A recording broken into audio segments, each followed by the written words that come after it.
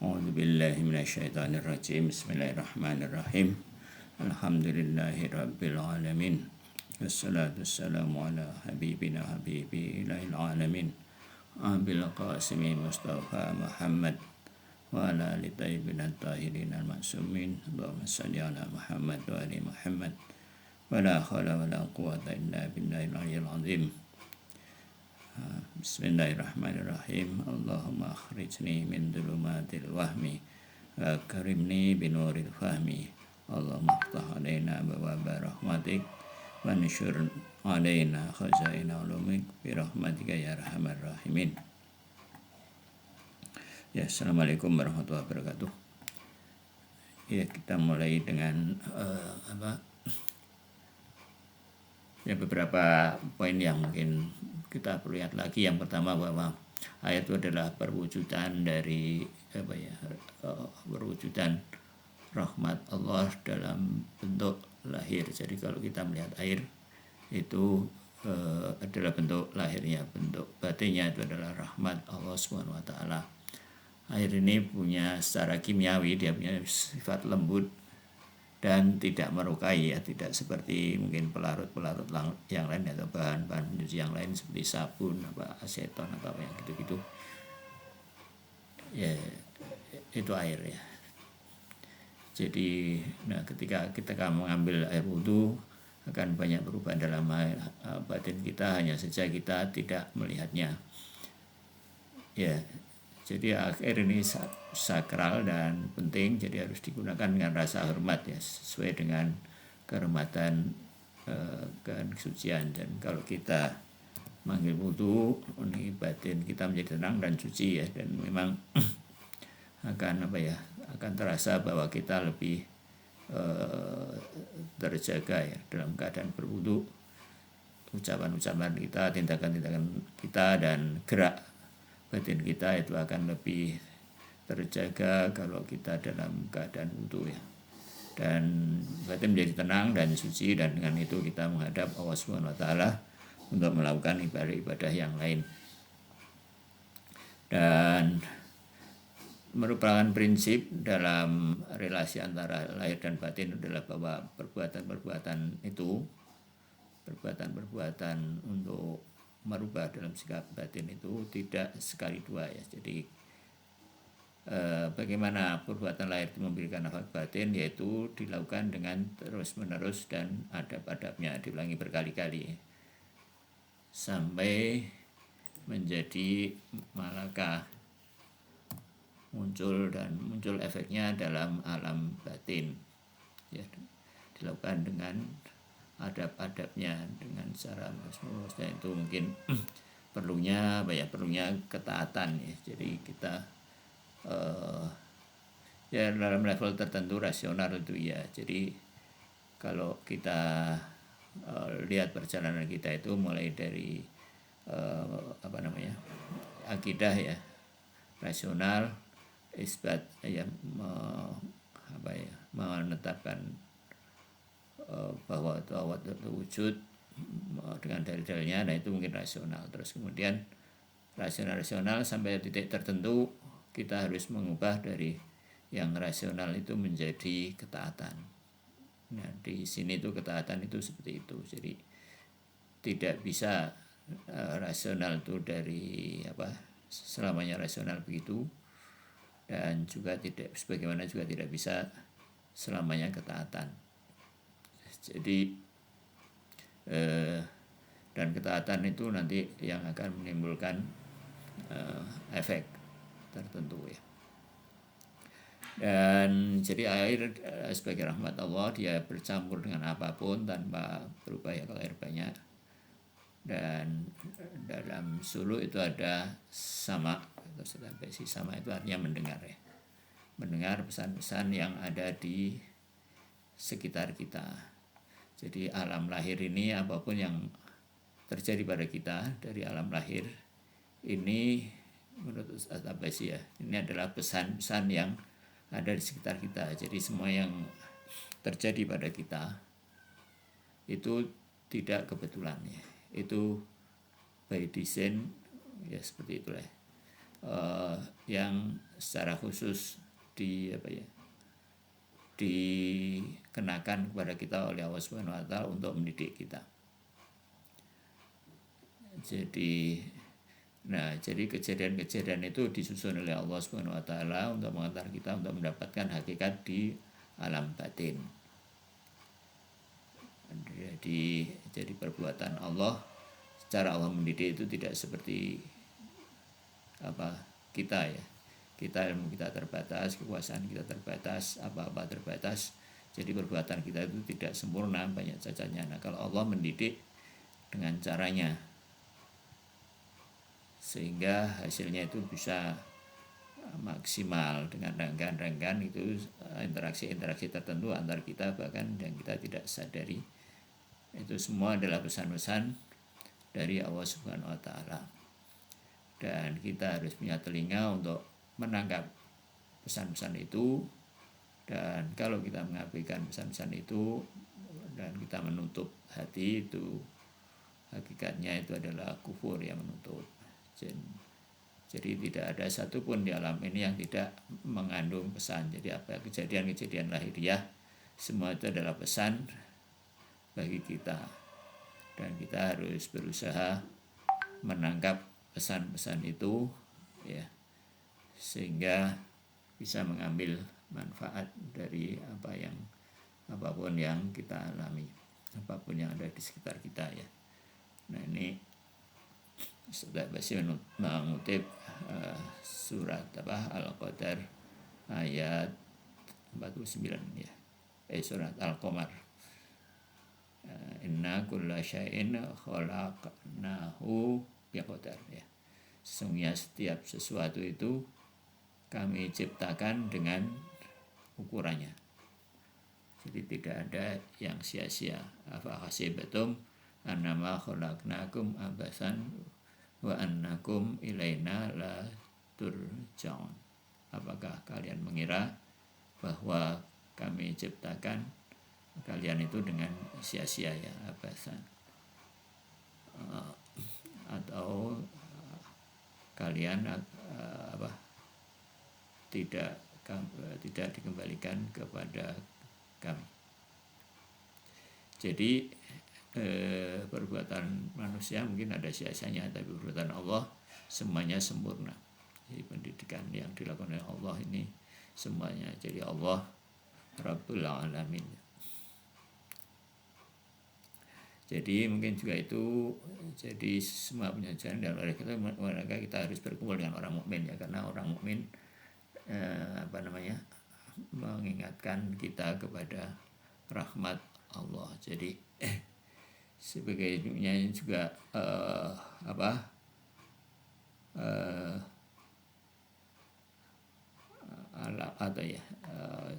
jadi rahmat Allah ini Al-Quran dan Ahlul Bait.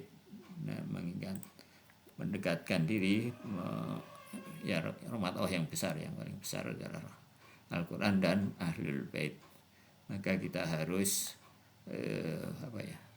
meningkatkan ta'aluk kita ya, konektivitas kita dengan Al-Quran dan maksumin dan juga orang-orang mukmin ya, sebagai perpanjangan ya, kira-kira begitu ya. Orang-orang mukmin ya kira-kira maksudnya orang-orang saleh, para ulama gitu ya, sebagai perpanjangan dari rahmat Allah itu, karena mungkin kita juga agak kesulitan atau ya untuk mengakses secara langsung Al-Quran dan orang mukmin. Jadi perilaku orang-orang yang beriman itu dengan sendirinya lebih, kata-kata mereka ya, perbuatan mereka akan lebih dekat dengan rahmat Allah, bisa menghidupkan hati, dan kita bisa mengambil makna-makna yang sangat halus dari Al-Quran dan Ahlul Bait dan juga orang-orang mukmin ya. Terus jadi takwil dalam pengertian yang ya dalam buku Imam ini adalah bahwa itu adalah takwil itu bukan takwil Al-Quran itu misalkan ya, itu bukan bukan bukan makna yang aneh, tapi ta'wil itu adalah menafsirkan alam kejadian-kejadian lahiriah dengan pesan-pesan batiniah tadi itu. Jadi mengambil makna-makna dari haliyah yang sehingga kita bisa mengambil makna yang dalam batin. Dan selanjutnya bahwa air ini juga menghimpun keragaman ya. Jadi air menghimpun keragaman. Kalau air di lautan misalkan ada macam-macam, itu dihimpun dalam satu wadah namanya laut. Jadi seperti ini, seperti manifestasi perjalanan batin ya. Perjalanan batin ini dari keragaman menuju kesatuan, dan menyadari kesatuan dalam keragaman seperti dalam bab marhalah pertama itu ya, mengenai wujud. Wujud itu satu tapi juga banyak. Satu jelas satu karena karena wujud wujud lawan dari tiada. Tiada satu berarti wujud satu. Itu jelas kan. Nah, tapi wujud juga banyak, itu juga suatu yang doruri. Jadi kita lihat di depan kita ini wujud banyak. Nah, bagaimana menyatukan itu ya, tasykik, bahwa wujud itu bergradasi. Banyaknya itu gradasi vertikal ya. Yang atas itu mencakup yang bawahnya. Itu kurang lebih makna jadi gradasi. Nah, kalau kita melihat wujud itu seperti pengertian umum ya, banyak, ada macam-macam, misalnya masing-masing mandiri. Nah, kita itu tidak akan sampai pada kesatuan, tidak akan sampai kepada tauhid, tidak menyadari adanya kesatuan dalam keragaman. Nah, air itu mengisyaratkan seperti itu, bahwa air bisa menghimpun keragaman dalam kesatuan. Jadi nanti dalam perjalanan rohani itu hendaknya kita mulai memperhatikan bahwa setiap yang ada itu adalah tanda-tanda dari kehadiran Allah Subhanahu wa taala. Jadi dalam peragaman itu kita melihat kesatuan, jadi tidak menganggap wujud yang ada di luar ini sebagai wujud mandiri yang terpisah dari Allah Subhanahu wa taala. Nah, dengan seperti ini kita itu akan menjadi lebih tenang ya, lebih dekat dengan Allah Subhanahu wa taala. Bahwa apa yang ada ini ya tidak terpisah dari Allah Subhanahu wa taala, dan semuanya ada dalam genggaman dan dalam wujud mutlak Allah Subhanahu wa taala. Dan kalau kita lupa dari itu, nah itu karena apa ya? Itu karena ya lupa dari pemahaman itu dalam batin kita, itu artinya ya kita lebih tertarik kepada keragaman dan ya akan melupakan Allah Subhanahu wa taala, dan ya akhirnya ya itu yang disebut barangkali kotoran batin ya, kesibukan dunia. Jadi perhatiannya lebih fokus kepada pada dunia dalam pengertian tadi keragaman tadi ya. Jadi yang sebenarnya itu diciptakan sebagai tanda. Nah, kita melihatnya sebagai wujud yang mandiri, terus kita sibuk dengan itu, hati kita sibuk dengan itu, pikiran rasional kita sibuk dengan itu, dan aktivitas kita juga dengan itu, dan hati kita terkait dengan yang macam-macam gitu. Akhirnya hati kita sibuk dan jadi kita tidak bisa mencapai kesempurnaan. Jadi itu adanya rahmat, dan terus kemudian jadi setiap wujud di bawah, itu ada di atasnya ya. Jadi pengertiannya bahwa bumi itu di wujud bawah, langit itu wujud atas. Jadi misalkan badan itu adalah bumi, nafsu itu adalah langit. Nafsu itu adalah bumi dibanding dengan akal. Akal itu langit. Nah, itu berlapis-lapis. Jadi maka Rasulullah dan Ahlul Bait dan Al-Quran sebagai utusan rahmat, maka penting untuk mengenal kita agar kita tidak terputus dari rahmat ya. Rahmat ya, jadi kalau kita misalkan mengharapkan syafaat dalam kehidupan di akhirat, nah itu kalau kita tidak mengingat Ahlul Bait dan Rasulullah ya sulit ya. Nanti mungkin agak sulit dibayangkan kita bisa mendapatkan sahabat Rasulullah dan Ahlul Bait di akhirat kalau kita melupakan mereka di dunia ya. Gitu. Jadi mengingat Rasulullah dan Ahlul Bait adalah sebagian rahmat. Jadi penting mendengar mereka supaya tidak terputus dari rahmat yang agung ini. Jadi dengan juga Al-Quran, semakin kita bisa berinteraksi dengan Al-Quran, semakin kita bisa mendapat rahmat. Dan nah, semua ini baik Al-Quran ya maupun Ahlul Bait itu adalah manifestasi yang paling agung dari Allah Subhanahu wa taala. Dan ini rahmat ini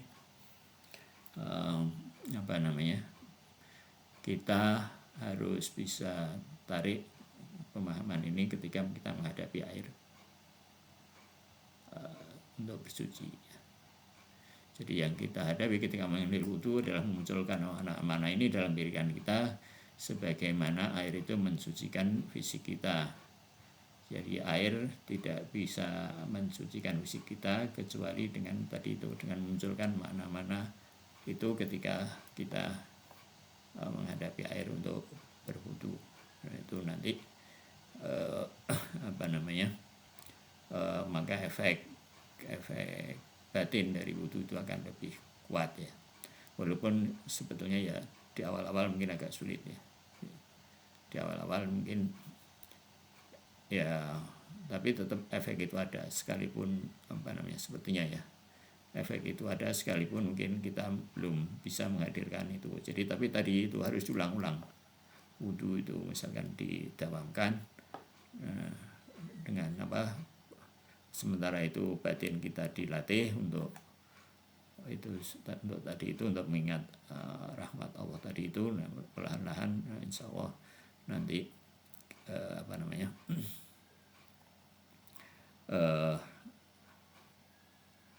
menjadi malaka dan efeknya akan lebih kuat ya. Jadi efek yang muncul sekali-sekali itu dalam akhlak disebut hal ya. Nah, kalau itu sudah tetap, efek itu wudu itu sudah semacam orang nggak bisa lepas dari wudu, itu sudah menjadi malakah dan merasakan manfaatnya, akhirnya ya menjadi kebutuhan gitu ya. Jadi kita menghalangi kita itu akan terhalang dari rahmat agung kalau kita jarang berinteraksi dengan Al-Quran dan tidak melakukan tilawah sebenarnya dengan Al-Quran ya. Tentunya ya tilawahnya sebenarnya ya bertahap. Ya, mungkin pertama membaca secara lahiriah, terus merenungi makna-maknanya, terus mengamalkan ya, terus ya dulu itu seperti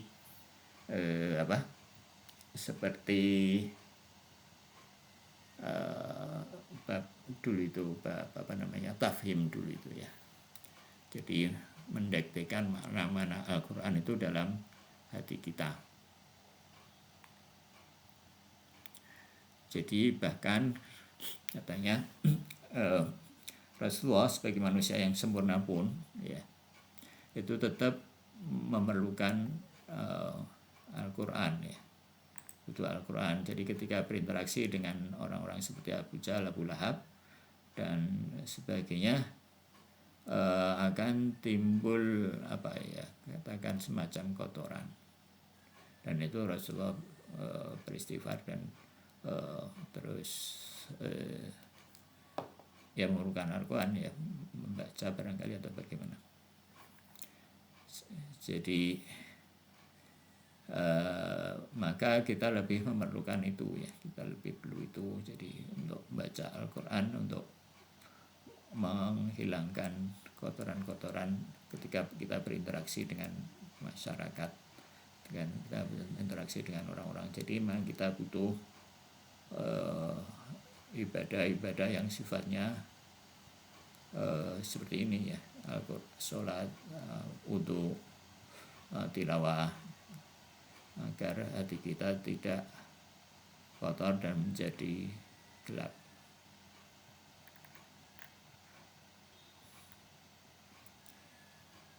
Ya, jadi bahwa jadi ini jadi itu nanti membentuk kotoran ketika berinteraksi masyarakat, dan sudah lewat langsung diisikan dengan istighfar, menjadi tilawah dan sebagainya ya. Dan bahwa Al-Quran itu membakar hati-hati dan menghilangkan semua kotoran dengan rahmat Allah yang luas itu ya.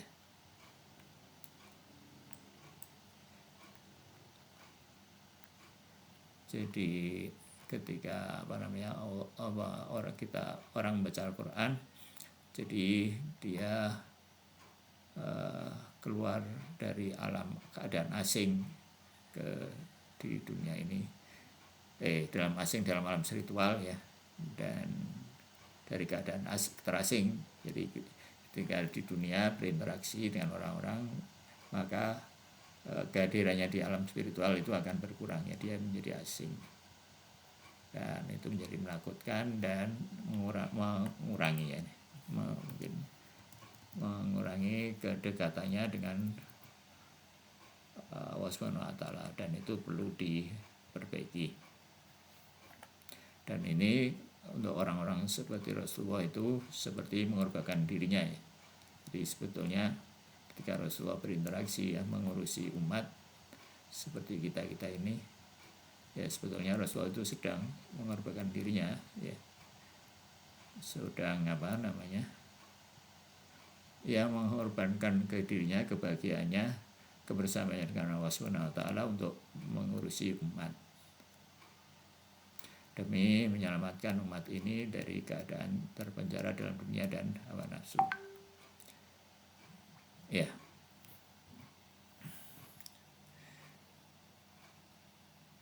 Oke.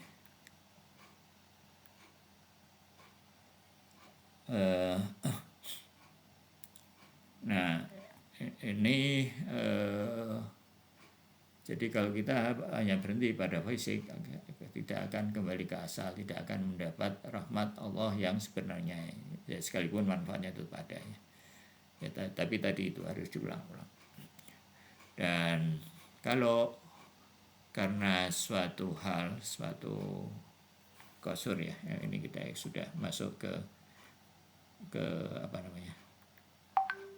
ke matan yang selanjutnya ya.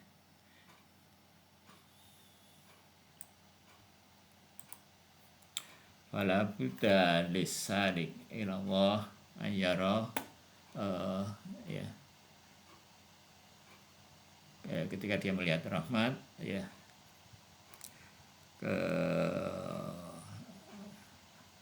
untuk bersuci ya,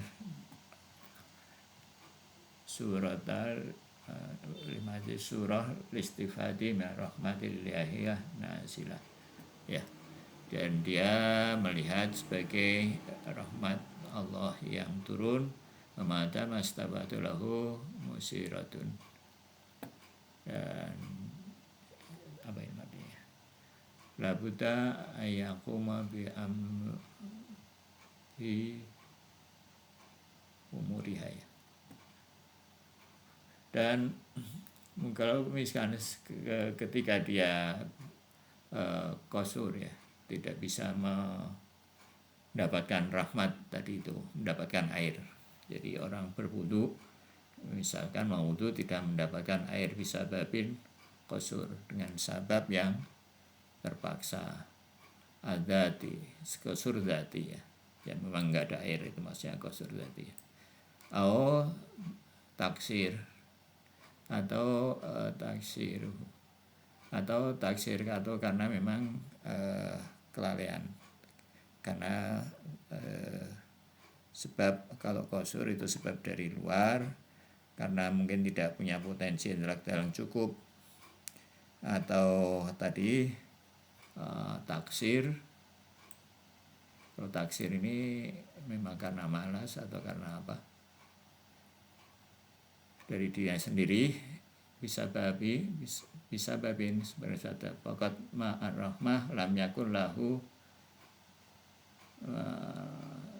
apa ya, dan tawajuh bidillah, maka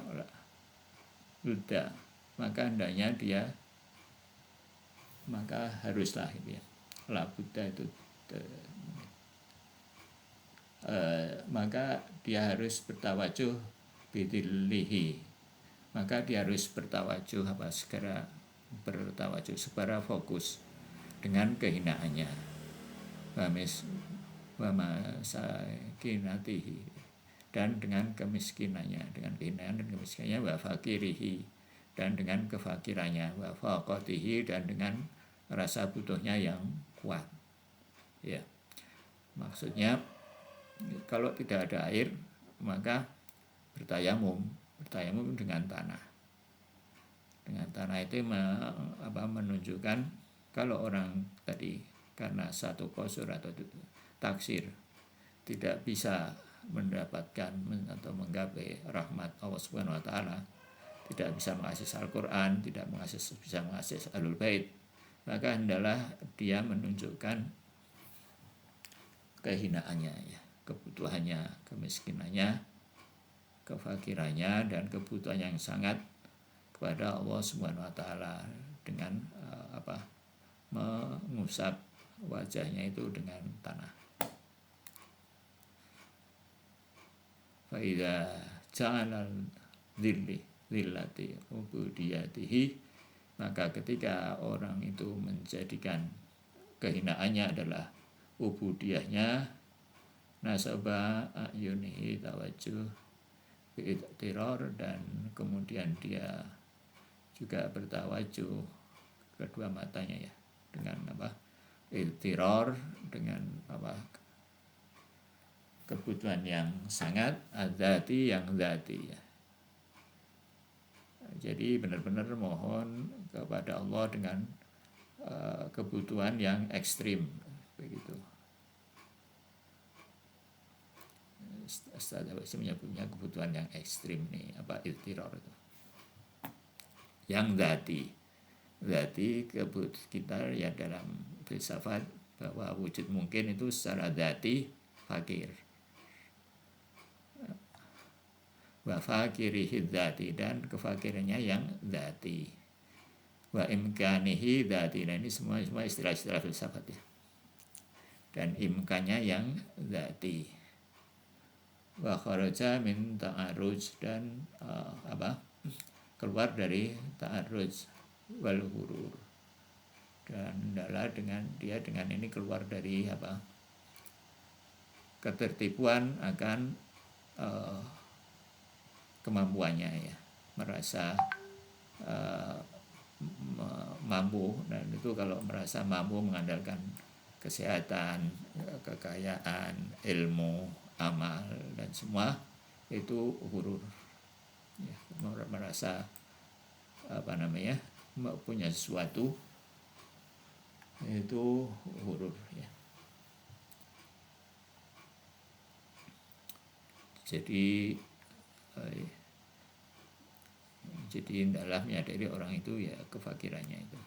Ujiban nafsu bi fathillahu babal akhar. Ya mungkin wa hubbun nafsi, dan hubbun nafs ya, dan cinta pada diri ya.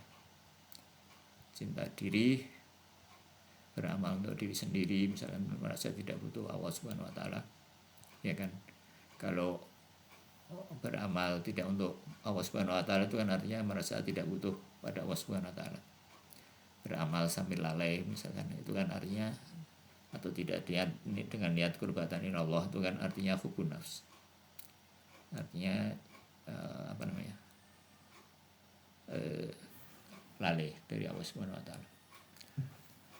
Maka jadi yaftahu lahu babal akhar, ya. Jadi merupakan ini, ya, maka dia akan mungkin dibukakan baginya pintu yang lain, ya, minar rahmah, dari rahmat Allah Subhanahu wa taala. Batu batil berarti tabiyah, dan menggantikan dengan tanah, ya, tanah watabatilu, dan menggantikan tanah topiyah, tanah itu tanah luar, itu tanah topiyah, tanah yang kita lihat sehari-hari itu, dengan ardir rahmah, dengan tanah rahmat yang baydo, yang putih, wa yasir turab akhadut tahur, dan jadilah turab itu sebagai salah satu alat untuk bersuci, ya. Wa yasiru muradul litarahamil haqi ta'ala wa talfatu, dan jadi ya, dengan demikian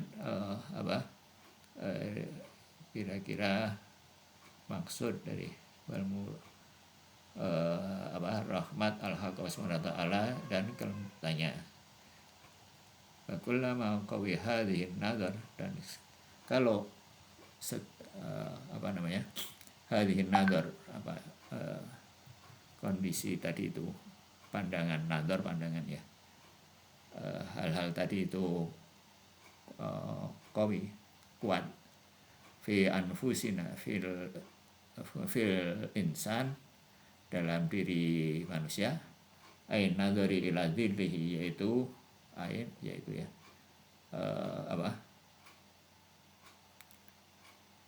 pandangan tadi itu, visi tadi itu, ila dzillin nafsi, kepada kehinaan dirinya, yakunu muradan bi rahmat aksar, maka jalan untuk rahmat itu akan lebih banyak. Mama idza aradul insan ayasuga hadza tariq bi qadami taimati ala nafsi wa ala ilmihi fa huwa halak. Ya, tadi itu kalau orang itu mengandalkan dirinya, ilmunya, amalnya, maka dia akan halik, ya, halik. Dia akan binasa. La mahalla li'annahu minal mungkin, karena dia adalah wujud mungkin. Ayu atihi bi'atihi famathalu katifli, ya, ini seperti anak yang ya baca saroya, yang belajar untuk berjalan, lal masyi, ya, untuk belajar berjalan, wa ya taro bi qadami, dan dia belajar berjalan dengan tangannya, ya, akan jatuh, ya. Dan mengandalkan kekuatannya, ya, tidak akan bisa jalan. Maka dia harus mengandalkan orang-orang sekelilingnya untuk membantunya belajar berjalan. Famasalu hadhihi tifli la yakunu muradan lil ayani abihi wa yakalihu al-ilas. Nah, dia harus minta bantuan kepada bapaknya ini, ya. Dan kalau dia, anak tadi, sudah merasa ittirar, ya, merasa tidak mampu dan menunjukkan kelemahannya, alan jambil bab, di sisi alan jam jina bil ab, kepada ayahnya, asyafiq, yang lembut, fakharaja anil i'timadi, dan dia keluar dari rasa mampu, ala nafsihi wa ala quwwatihi, dan pada kuatannya, bil kulliyah, secara kulli, secara sempurna, fayasiru hina idin muradan li ayani, maka mungkin bapaknya akan membantunya ya, dan bapaknya, ayahnya akan mengeluarkan tangannya, bal ya'khudhu fi apa ini, dan ya kira-kira ya orangnya sekiranya akan membantu dengan segala kekuatannya. Fal ukhra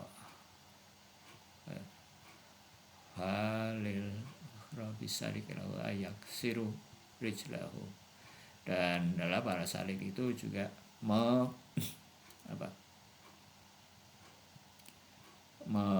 ini apa nih ya, kayaknya merasa apa ya, adalah orang itu merasa hatinya hancur, kira-kira begitu ya, untuk suluk dan ya merasa tadi itu teror ya, dan tidak mengenalkan ilmihi bil kulliyah wa nafsi wa yafna anin nafsi, dan melihat kefanaan dirinya wa qadari wa quwwatihi ya, dan ya menganggap dirinya ya kefanaan dirinya dan juga nafsanya dan dirinya, kemampuannya dan kekuatannya. Wa yaj'alu fanaihi, dan menjadikan kefanaannya ya, dan idtirarihi, dan kebutuhannya daiman kekal ya. Jadi kita harus menganggap selamanya diri kita itu tadi itu tidak punya apa-apa di depan mata kita, sehingga wayang kau daiman muradun lil inayah, dan kalau demikian mungkin inayah itu akan daim ya, akan juga kekal. Warubama bisa dikinaidin tarikan yatulu sirihi mi'atan sana, dan kalau bisa demikian maka jalan yang ditempuh dalam 100 tahun bisa ditempuh fi lailatin wahidah, bisa ditempuh dalam semalam, yaitu dalam malam Lailatul Qadar, bil jadbah, dengan jadbah, dengan tarikan Allah Subhanahu wa ta'ala, jadbah rububiyah ya, dengan tarikan rububiyah. Jadi nanti yang harus dipersiapkan dalam Lailatul Qadar itu adalah perasaan-perasaan seperti tadi itu ya.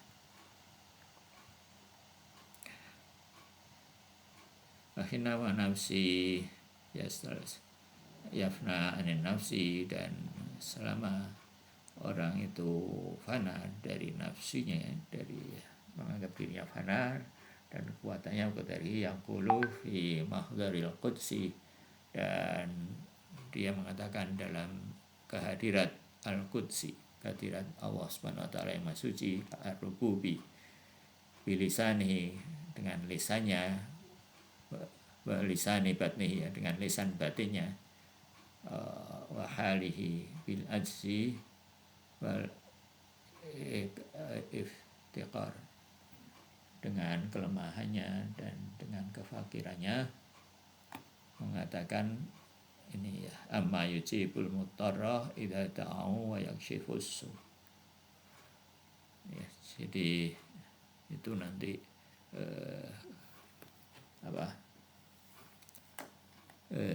ya kira-kira itu ya, kalau kita membaca ayat ini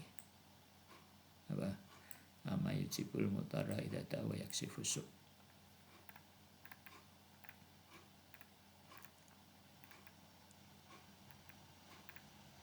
Ya, jadi jangan tertipu dengan kekuatan kita, kesehatan kita, kekayaan apalagi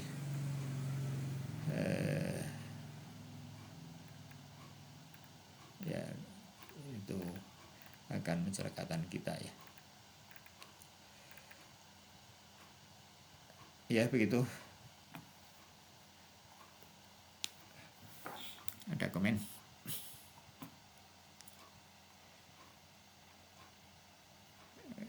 mangga kita teruskan ke bidayah ya. Bidayatul Hikmah ini al-faslut ta'asi, pasal ke 9 ya. Ta'asi itu 9 ya. Tasu'a itu hari ke-9, tanggal 9.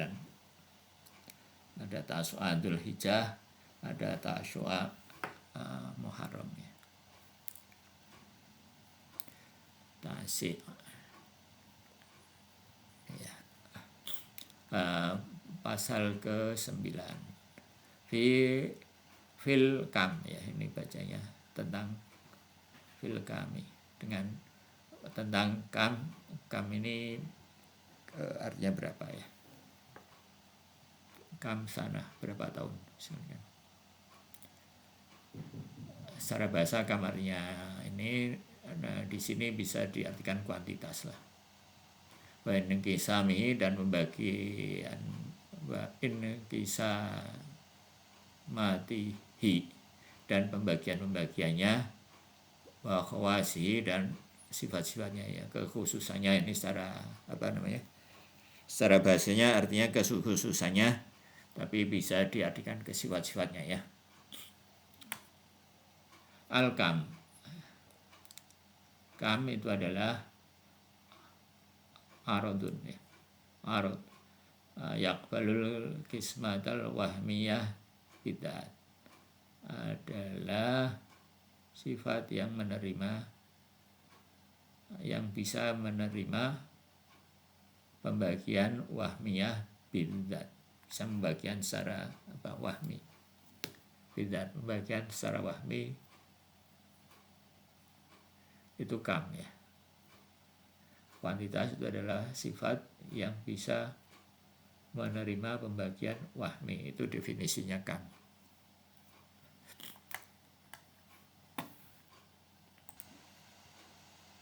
Jadi kam itu adalah arad yang secara dat bisa dibagi secara wahmi, itu kam. Jadi beda dengan kualitas itu nggak bisa dibagi secara wahmi ya. Nah, pembagian secara wahmi itu pembagian yang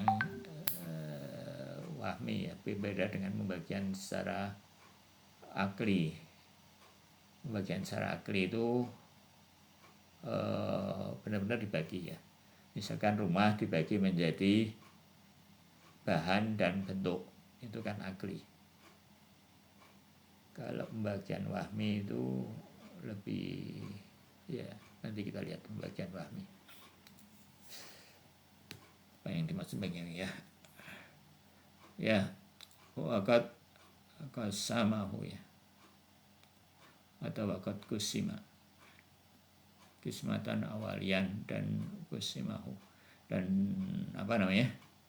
kam tadi dibagi menjadi bagian awal. Bagian pertama dibagi menjadi al-muttasil wal munfasil ya. Muttasil itu artinya tersambung atau continue mungkin ya. Wal munfasil itu kalau bahasa Inggris discrete. Munfasil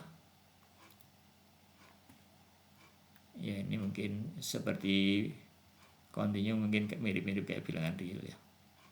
Dan munfasil itu mirip-mirip kayak bilangan asli atau bilangan bulat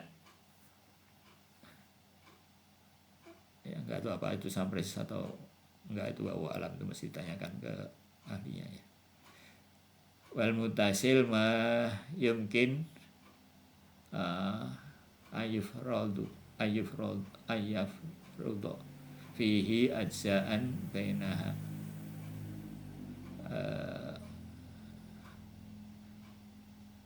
hadda mustarak. Jadi yang real itu adalah bilangan yang memungkinkan pembagian-pembagian yang saling, yang punya had mustarak ya, pembagian yang bersama, jadi tidak terputus.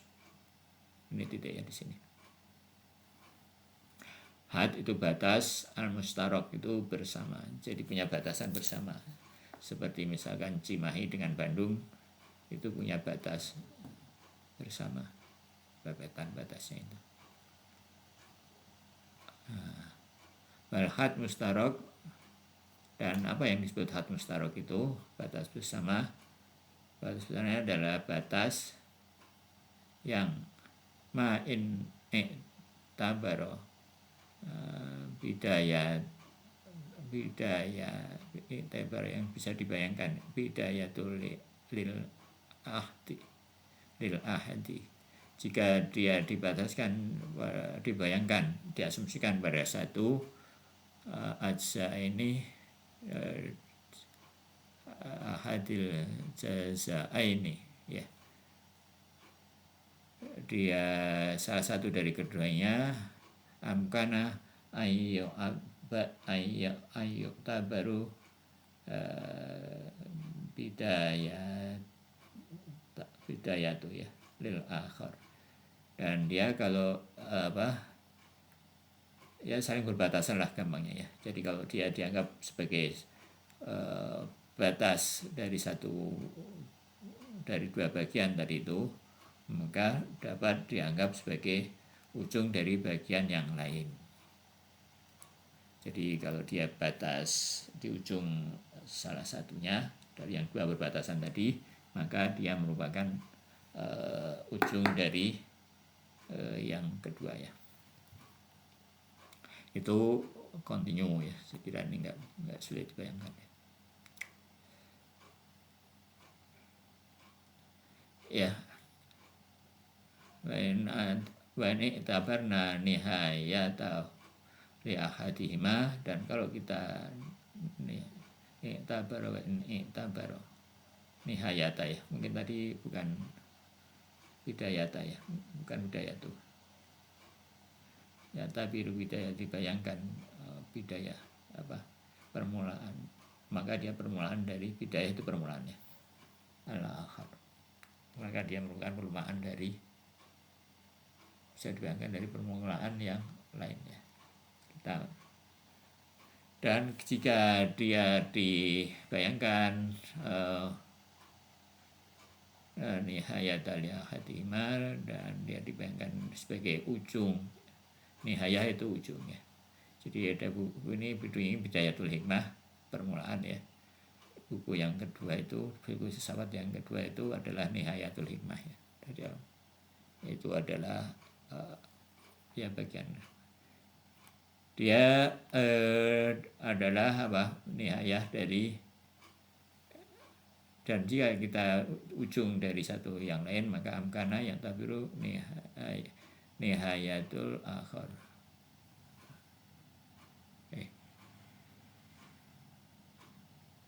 Dan jika di amkana ya tabiru nihayatul akhar. Dar.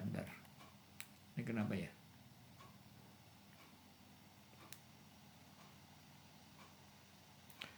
Ya, jadi dia kalau dia ujung tadi itu, dia ujung Bandung juga ujung Cimahi. Seperti itu.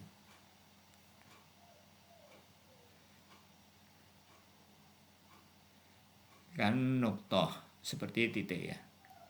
Bainal jazail hot ya.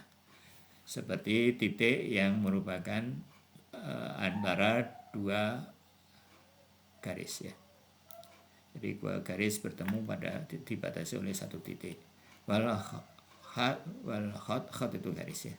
Wal khat bainal jazaini sata. Dan garis merupakan pembatasan dari dua bidang. Wal sathu bainal jazaini jismil ta'limi. Dan bidang merupakan batas dari jisim taklimi ya, jisim yang gitu kita lihat itu ya, benda-benda jisim taklimi itu. Wal'an baina jazainil zaman, dan juga wal'an dan sekarang ya, al'an itu sekarang ya, merupakan perbatasan dari dua zaman. dua waktu yang lalu dan waktu yang akan datang. Waktu sesaat sekarang ini merupakan batas antara dua zaman. Ya, itu mutasil kontinu ya. Terus wal munfasil makana bi khilafi, yaitu yang kam yang munfasil, kam yang diskrit, yaitu yang lawannya seperti 5 ya, kal khamsati masalan ya, seperti 5 contohnya ya. Fa innaha in kusimat, jika dibagi menjadi ila salasah wal isnain, kalau 5 itu dibagi menjadi 3 dan 2, lam yujad fiha haddun, lam yujad fiha, tidak didapati keduanya hadun mustarok, tidak didapati batas di antara keduanya ya. 5 dibagi menjadi 3 dan 2 bilangan bulat, maka dia tidak ada batas di antara keduanya. Wa illa dan kata kalau demikian wa illa, dan sekiranya ada batas dari keduanya, kana wahidan minha adatul khamsai arba'an, dan jika batas nanti misalkan batasnya itu 1 ya, adalah 4, maka jika batasnya itu 1 ya, kalau batasnya itu misalkan 1 satuan, maka kalau batasnya itu ada di dalam, maka jadinya 4 bukan 5 gitu kan. 3 dengan 2, 1 menjadi batas. Berarti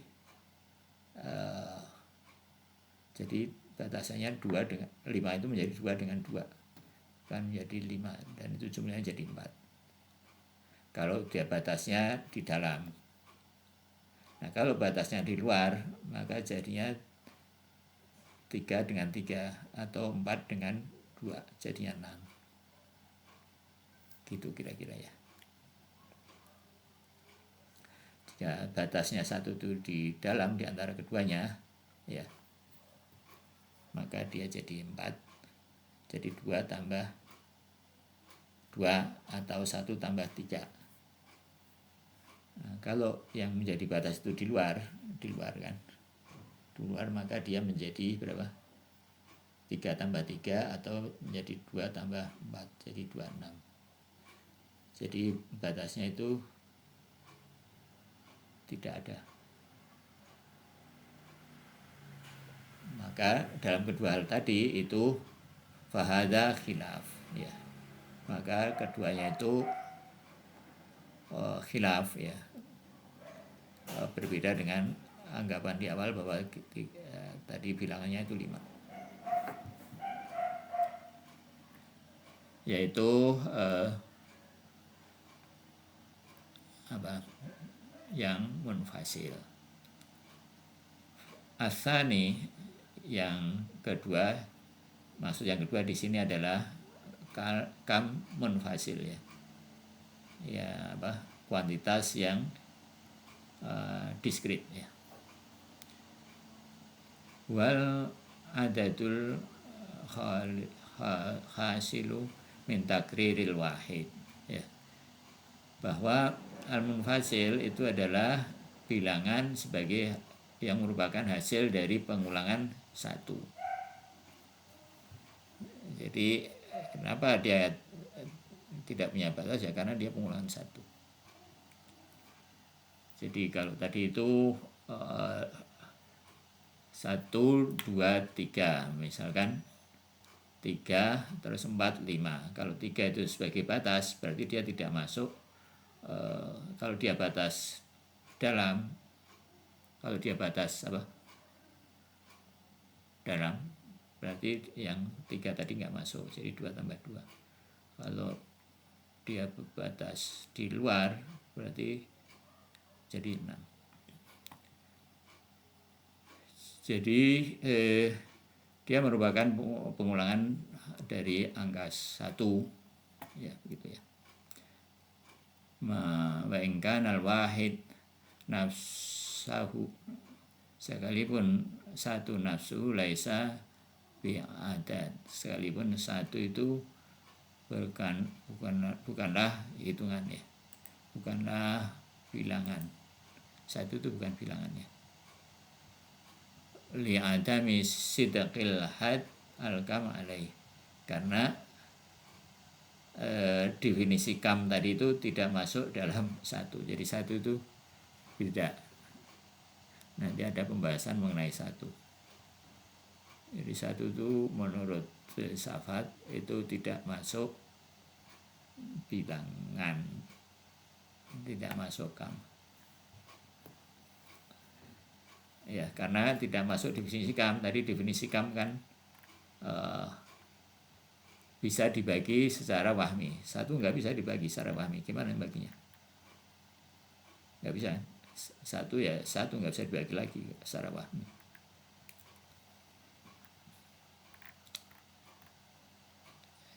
Ya,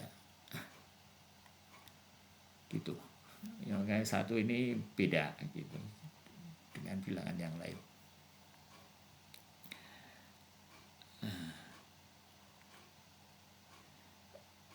Waqad adu kulla wahidatin min martabatil adati naw'an ala hadd.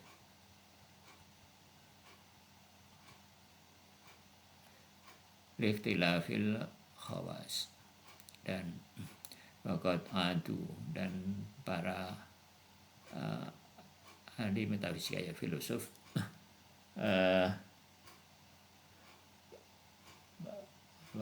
telah menghitung setiap angka wahidatin kulla, ya setiap wahidatin min maratibil adad, telah jadi para filosof telah menganggap, menghitung, telah menganggapnya masukkan setiap adat, setiap bilangan itu adalah nau' ala haddati, spesies yang berbeda karena karakteristiknya berbeda. Jadi 2 misalkan 3 itu adalah nau' sendiri-sendiri karena karakteristiknya berbeda. 2 berbeda dengan 3 dan seterusnya. 3 berbeda dengan 4. Jadi dia spesies tersendiri, bilangan-bilangan munfasil itu tadi itu. Ikhtilafil khas, karena ikhtilafil, karena perbedaannya dengan khawas, dengan masing-masing berbeda. Ya, itu mengenai bilangan munfasil, kam munfasil. Jadi kan yang paling tinggi itu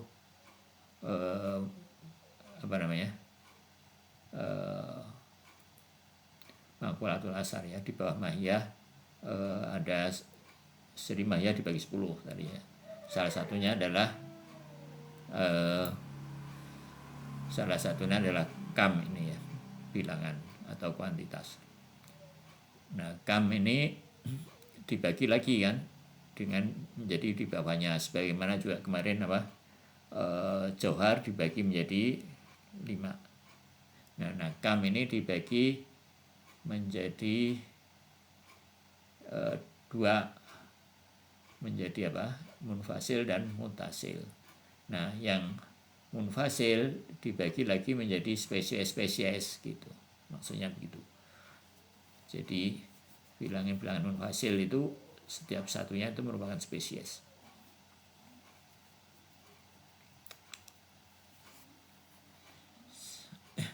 Wal awal, dan yang pertama maksudnya yaitu kam muttasil, dibagi yang qasimu ilal qar wal ghairu qar, dibagi dengan yang qar itu tetap ya, statik. Kalau terjemahan bahasa Inggris menyebutnya statis. Dan ghairul qor, dan tidak statik. Yang munfasil ya, yang kontinu dibagi menjadi yang qor dan ghairul qor. Dan yang qor ma yaitu apa? Qor itu adalah definisinya ma li ajzaihil mafrudatun istimai fil wahid, yaitu yang qor itu adalah yang bagian-bagiannya itu adalah istima, berkumpul dalam kesatuan. Misalkan seperti kal hot masalah, seperti kal hoti ya, kalau mau di apa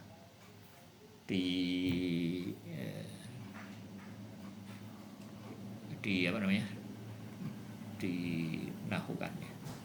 Kal hoti masalah, seperti garis. Contohnya garis itu adalah contoh dari kam munfasil ya, karena garis itu kan eksis bersama-sama ya, bagian-bagiannya itu. Bal ghairul qor, dan yang kedua adalah ghair qor bil khilaf, yaitu yang sebaliknya, yaitu yang dia tidak berkumpul dalam satu waktu secara bersama-sama. Misalkan di sini adalah contohnya zaman, waktu yang lalu dan yang akan datang nggak eksis bersama-sama. Yang lalu sudah nggak ada, yang datang akan ada. Ba'ingkul jazain minhum mafrudun, karena masing-masing muncul ketika bagian sebelumnya terlalu dan bagian berikutnya belum muncul ya, gitu.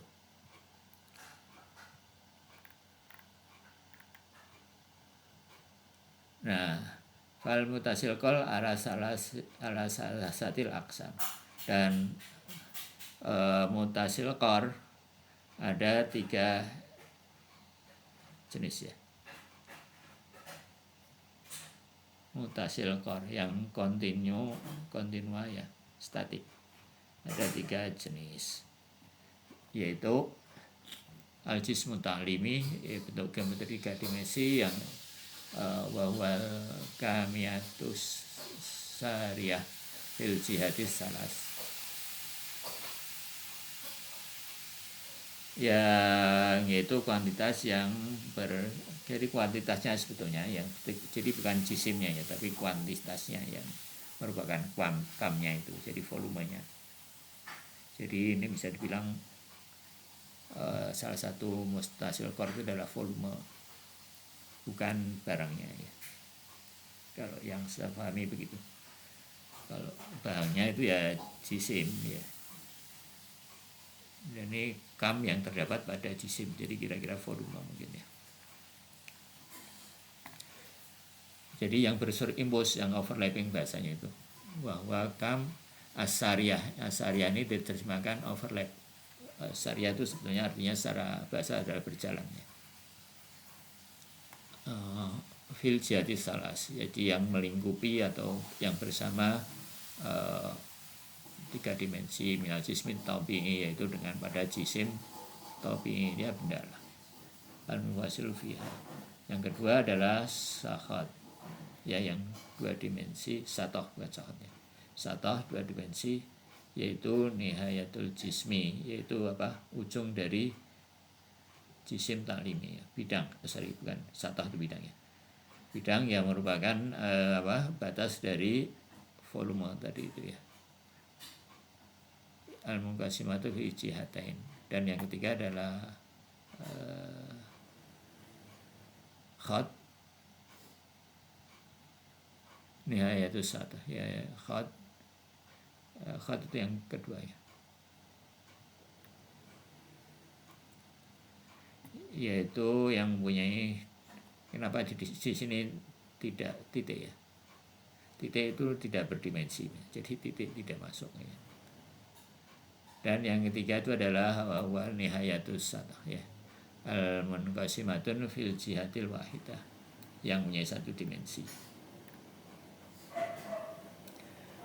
Nah, ini mungkin tentang titik ya. Wal qailina bil khala,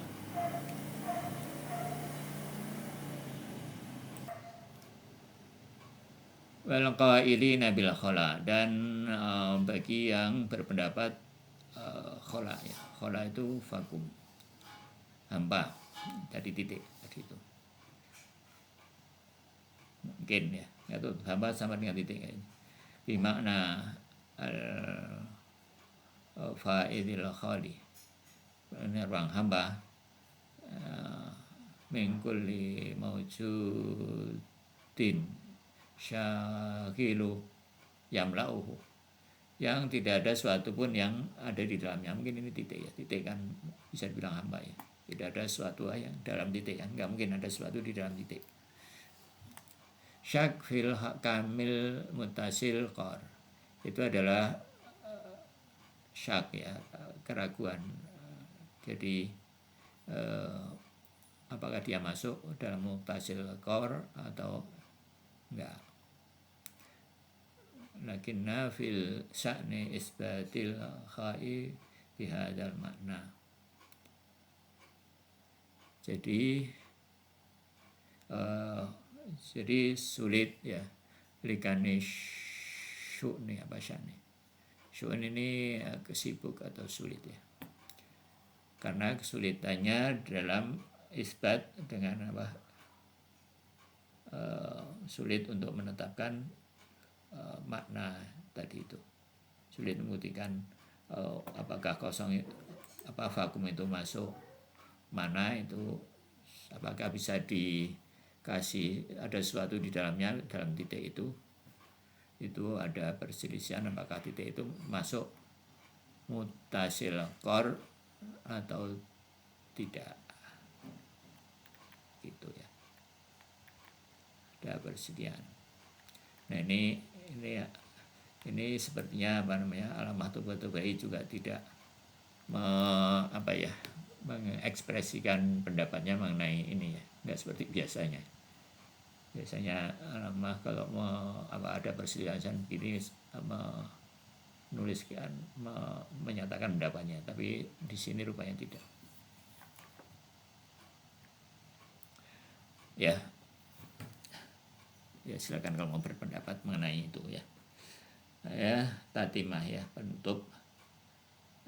Yaktasul kam bil khawas ya, sifat-sifat kam ini ya, dikhususkan kam dengan khususan berikut ini ya, sifat-sifat kam ya. Al awal ya, yang pertama annahu la tadad baina syai'in min anwani. Ini matanya nanti aja ya. Jadi tidak ada tadad dalam jenis-jenisnya. Karena apa? Karena la tadad baina syai'in min anwani li'adami istirakiha fil maudhu, karena tiadanya istirak dalam maudhu. Jadi tadad itu harus ada maudhunya ya, harus ada maudhu itu apa sih? Maudhu itu tempat atau lokus tempat, tapi bukan pengertian. Misalkan hitam dengan putih, itu maudhunya itu adalah warna. Nah, hitam dan putih itu tadad. Tadad itu tidak bersama-sama, tapi ada yang lain. Tidak bisa dikatakan kalau tidak hitam ya putih, itu kan pernyataan salah. Itu artinya tadad ya. Memang hitam beda dengan putih, tapi bukan kontradiksi ya. Jadi tadad ini bisa dibedakan dengan kontradiksi. Kalau kontradiksi itu, kalau bukan ini ya itu, kalau bukan itu yang ini, nah itu kontradiksi. Kalau tadad enggak, tadad itu masih ada yang lain ya. Hitam dan putih itu tadad, dan maudhunya itu adalah warna. Dan kam ini tidak ada tadad di antara itu. Karena apa? Karena maudhunya enggak ada. Wal istiraki fil maudhu'i min syartit tadad, karena apa? Dan istirak fil maudhu, kebersamaan dalam maudhu itu adalah syarat dari adanya syarat untuk tadad. Jadi agak susah diterjemahkan dalam bahasa Indonesia ya, ta'addud apa ya. Asaniyah, yang kedua, sifat yang kedua ya, qabulil qismatil wahmi bil fi'li kama taqaddam. Sifat yang kedua dari kam ini adalah dia bisa menerima pembagian wahmi bil fi'li ya, secara aktual sebagaimana sudah dilakukan tadi itu ya. Asaniyah dan yang asalisah, dan yang ketiga wujudu ma, yang itu ya, ma yu'addihi ya, ma yu'addihu jadi wujudnya dia punya ukuran.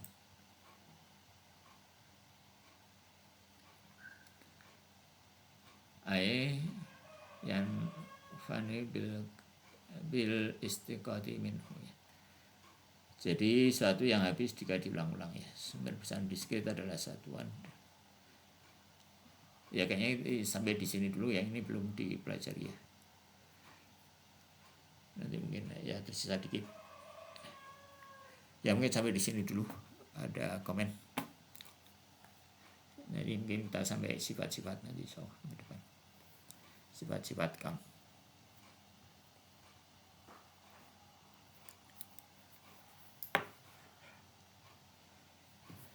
Enggak.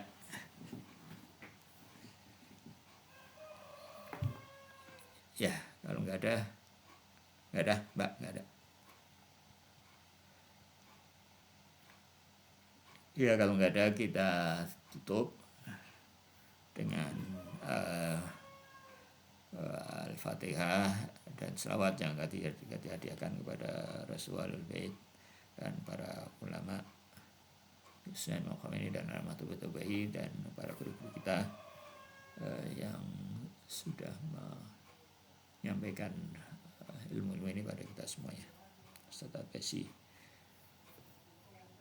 dan yang lainnya, Ustaz Yusuf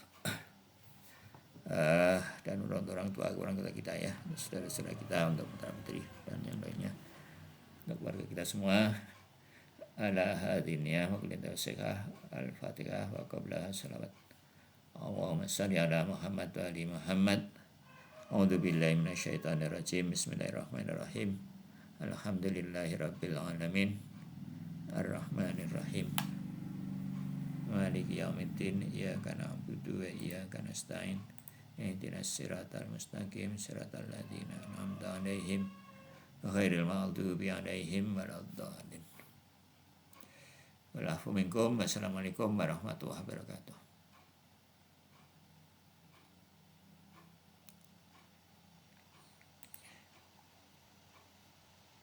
Ini kenapa? Oh, ini dimut ya. Gimana tadi mau ada ini ketika kemut ini bisa caranya unmute gimana?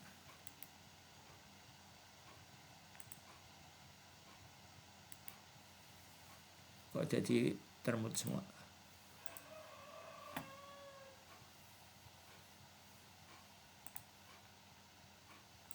Assalamualaikum warahmatullahi wabarakatuh.